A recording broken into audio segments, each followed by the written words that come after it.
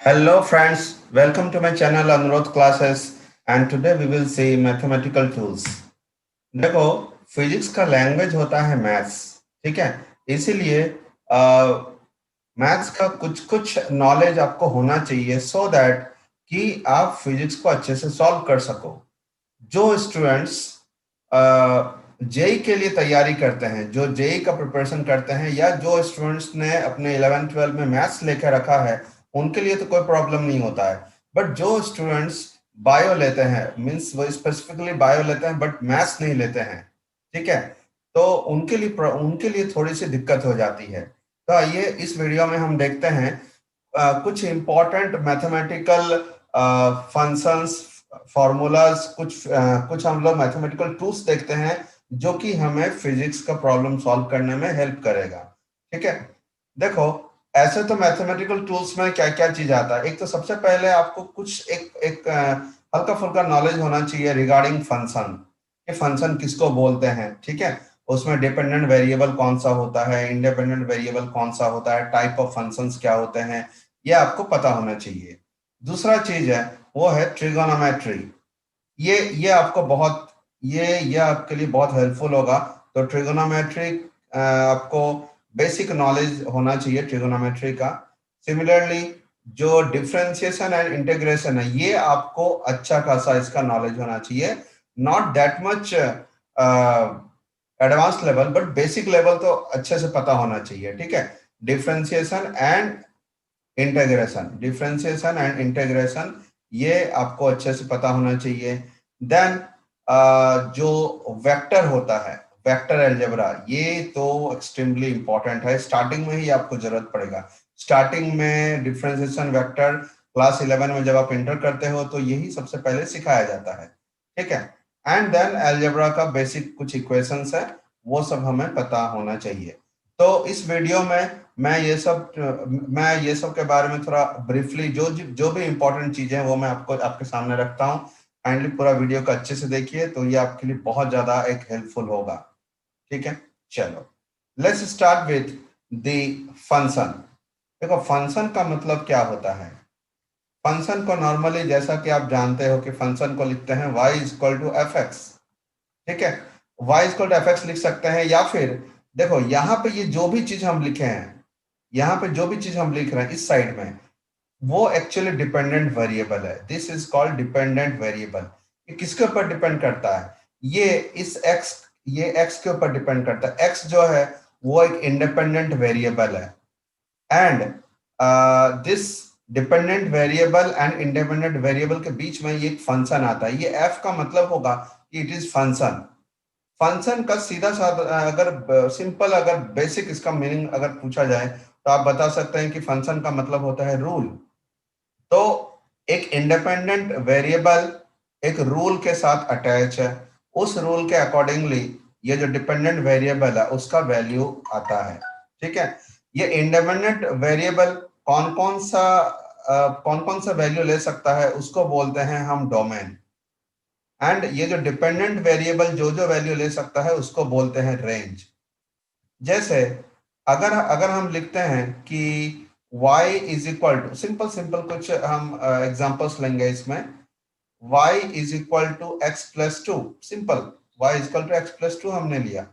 इसमें x जो हो गया वो इंडिपेंडेंट वेरिएबल हो गया, y जो है इट इज डिपेंडेंट वेरिएबल।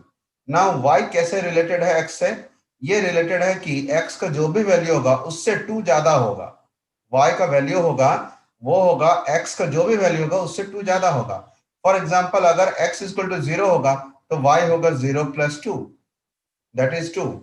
अगर x इक्वल टू मान लो -1 होता है तो y क्या होगा, y होगा -1 प्लस 2 दैट इज +1। सिमिलरली अगर x इक्वल टू 2 होता है तो y कितना होगा, 2 plus 2 4। That means x independent variable है एंड x के साथ अगर आप 2 को अगर प्लस करते हो तो ये इस रूल के साथ ये y का वैल्यू अटैच है। समझ में आया। तो this is the simple function definition. देखो इसका डिटेल में नहीं जा रहा हूं, ठीक है, कि फंक्शन 1 to 1 फंक्शन ये या फिर फंक्शन कितने टाइप के होते हैं वो सब के पीछे हम लोग नहीं जा रहे हैं। हम लोग को सिंपल कुछ कुछ चीज चाहिए, जो कि बेसिक जो टूल्स है उसके बारे में हमें जानना है। एक एक एग्जांपल लेते हैं फंक्शन के ऊपर में। मान लो कि f x is equal to दिया हुआ है एक्स स्क्वायर प्लस 4। तो फ्रेंड्स, क्या आप ये निकाल सकते हो, फाइंड एफ एक्स स्क्वायर, ये कितना होगा, and find F zero, and find F of one. आप लोग ट्राई करो, क्या इन तीनों का आंसर क्या होगा, देखो, कोशिश करो। चलिए देखो, एफ एक्स स्क्वायर क्या होगा। एफ एक्स स्क्वायर मतलब कि एक्स के बदले, यहाँ पे जो एक्स के बदले है, और इस एक्स के बदले हम एक्स स्क्वायर पुट करेंगे, तो ये हम लोग का कितना आएगा, x to the power plus 4। What about f zero. F zero का मतलब होता है कि ये जो फंक्शन है, इस फंक्शन में एक्स के बदले 0 पुट करो, तो ये कितना आएगा, 4। ठीक है। फंक्शन ऑफ वन, इसका मतलब क्या होता है, देखो, चलो इसको थोड़ा अच्छे से देखते हैं। यहाँ पे ये जो फंक्शन ऑफ वन, इसका मतलब होता है कि पहले देखो, आप निकालो कि x के बदले 1 पुट करेंगे तो कितना आएगा, तो 1 स्क्वायर प्लस 4। मतलब आपको निकालना है function of x where x is equal to 5। पहले हमने निकाला function of x where x is equal to 1, तो ये आया 5। अब हम यहाँ पे x के बदले 5 को पुट करेंगे, तो ये हमारा कितना आएगा, ये आएगा 5 स्क्वायर प्लस 4, दैट इज 29। तो ये हो गया सिंपल फंक्शन, सिंपल इसका बेसिक। ठीक है। देन अभी हमें और किस किस चीज का जरूरत है, देखते हैं एक एक करके। चलिए देखो, अगर मान लो ये हमारे पास एक आर्क है, दिस इज कॉल्ड आर्क, एक बहुत बड़ा सर्कल का एक छोटा सा पार्ट अगर ले लें, तो इसको बोलते हैं हम आर्क। ठीक है। अब ये जो आर्क है, ये आर्क जिस सर्कल का पार्ट है, उस सर्कल का सेंटर मान लो ये है ओ। ठीक है। एंड ये जो आर्क है, अगर अगर लेंथ को अगर हम गिने, तो इसका लेंथ मान लो ये है L, this length is L. And ये जो रेडियस है, ये जो आर्क है, वो जिस सर्कल का पार्ट है उसका रेडियस आर है, and this angle is theta. तो हम क्या लिखेंगे, हम लिखेंगे l is equal to r theta. याद रखना, इसमें एल को बोलते हैं आर्क लेंथ। क्या बोलते हैं, आर्क लेंथ। ठीक है। एंड ये आर क्या है, आर हो गया radius of the circle of which this arc is a part, and theta is the angle subtended by the arc at the centre O. Right. ठीक है, ये हो गया आर्क लेंथ।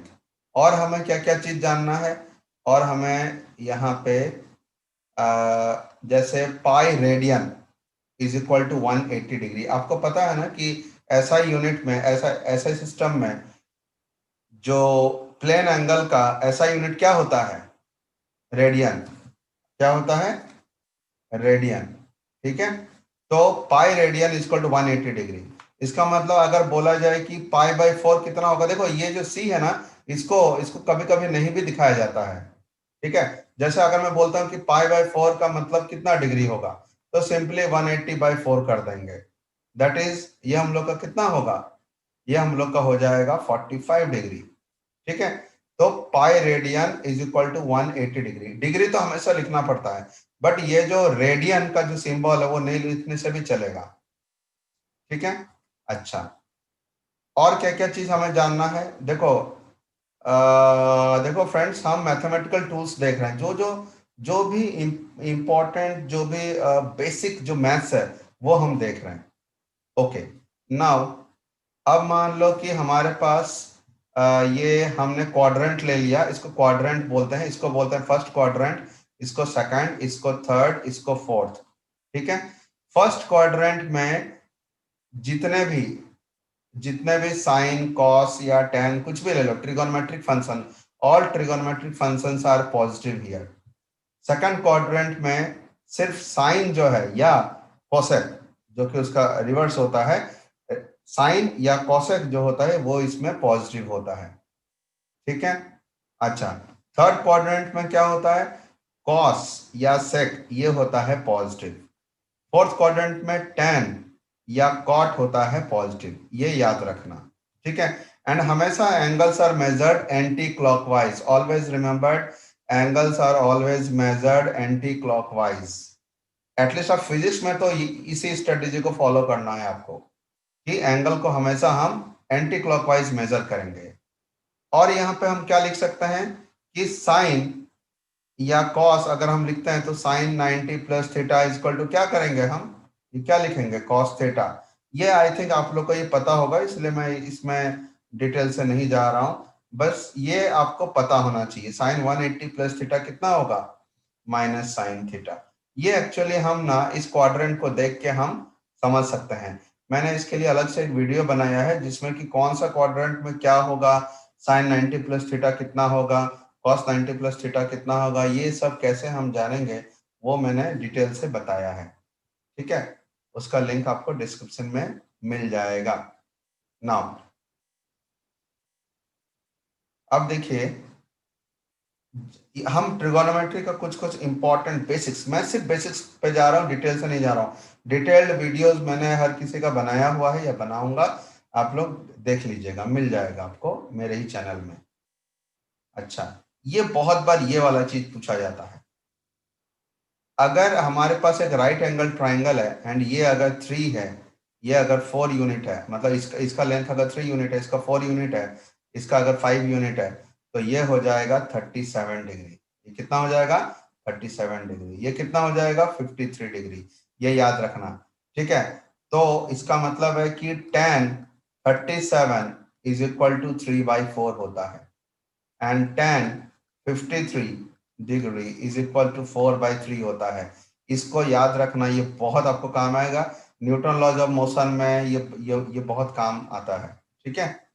तो इसको थोड़ा आपको याद रखना है।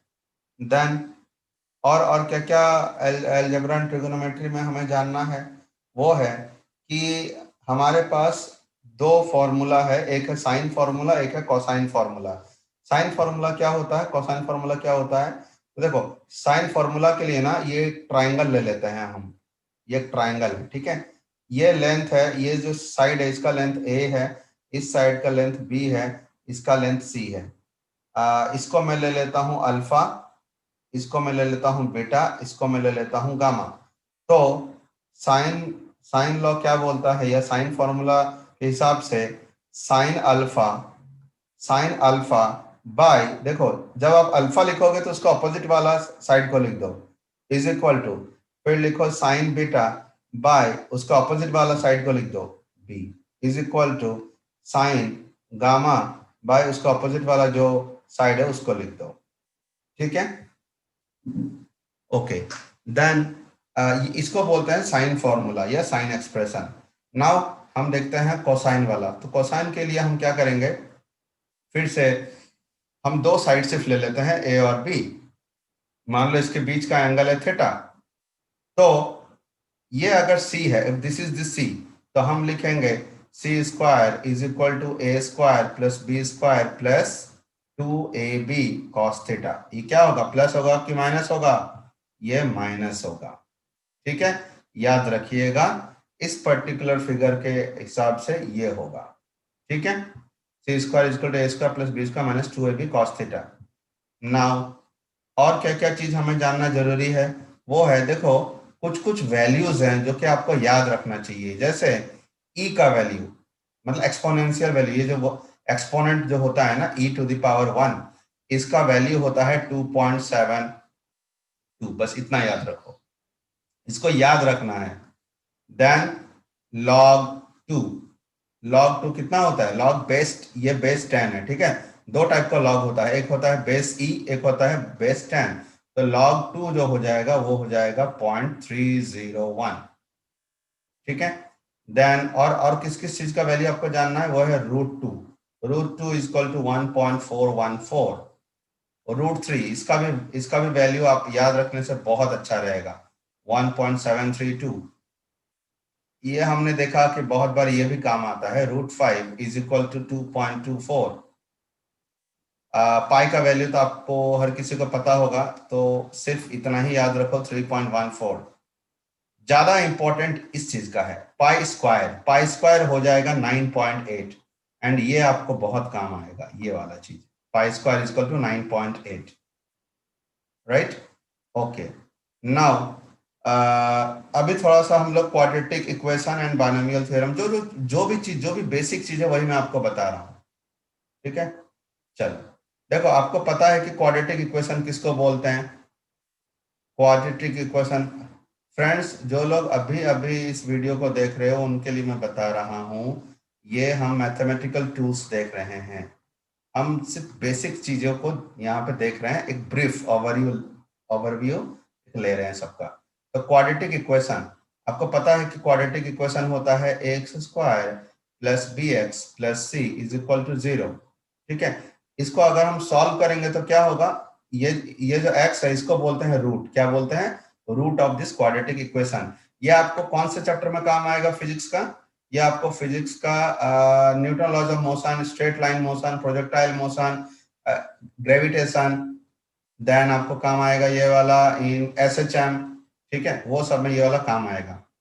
तो x को बोला जाता है रूट और solution of this equation, and this is equal to minus b plus minus root over b square minus 4ac by 2a।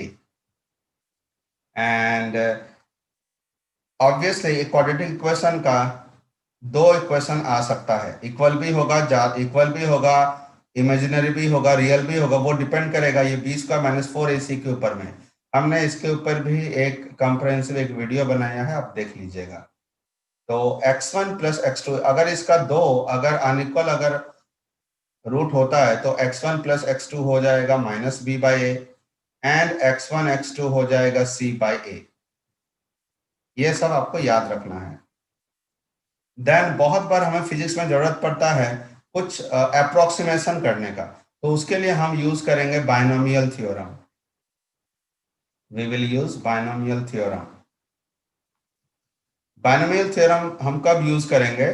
For x less than 1, 1 plus x to the power n is equal to 1 plus nx plus n minus 1 by 2 factorial x square plus n into n minus 1 n minus 2 by 3 factorial x cube plus so on. It will go like this.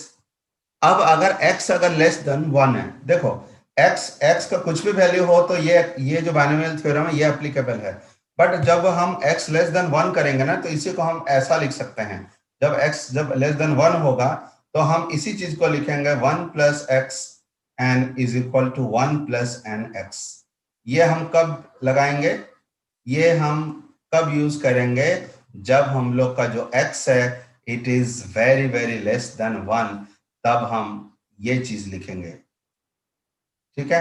अच्छा, यहाँ पे factorial का मतलब क्या होता है? Factorial का मतलब होगा कि अगर हम ऐसा लिखते हैं तो इसका मतलब होता है कि n इंटू एन माइनस 1 ऐसा करके आप मल्टीप्लाई करते जाओ, लास्ट में आएगा 4 3 2 1 ऐसे करके आएगा, इसको बोलते हैं factorial, n factorial. Okay, now और क्या चीज हमें इसमें जानना जरूरी है, वो है कि differentiation and integration, differentiation and integration. तो इसके लिए मैंने अलग से एक वीडियो बनाया है, उसको देख लीजिएगा। ये डिफरेंशिएशन इंटीग्रेशन ये बहुत इंपॉर्टेंट पार्ट है। देन वेक्टर अलजेब्रा के लिए भी हमने अलग से वीडियो बनाया है, इसको काइंडली देख लीजिए, राइट? तो डिफरेंशिएशन इंटीग्रेशन वेक्टर अलजेब्रा इसके लिए अलग से, ये इनफैक्ट एनसीईआरटी में क्लास 11 अगर आप देखोगे तो वहां पे भी ये अलग से एक मतलब अच्छा खासा ये एक टॉपिक दिया हुआ है। वेक्टर अलजेब्रा तो खुद ही एक चैप्टर है। तो दीज आर ऑल रिक्वायर्ड। तो हमने हल्का फुल्का जो भी बेसिक्स था वो हमने अभी आपके साथ शेयर किया। ये सब वैल्यूज को थोड़ा याद रख लीजिएगा, ये बहुत काम का है। एंड मेरे और वीडियोस को देख लीजिए, उसमें हम वेक्टर अलजेब्रा एंड जो कैलकुलस है, कैलकुलस का मतलब डिफरेंशिएशन एंड इंटीग्रेशन, ठीक है, उससे रिलेटेड हमने ब्रीफली उसमें डिस्क्राइब किया है। तो ठीक है गाइस, अभी के लिए इतना ही। Thank you very much kindly.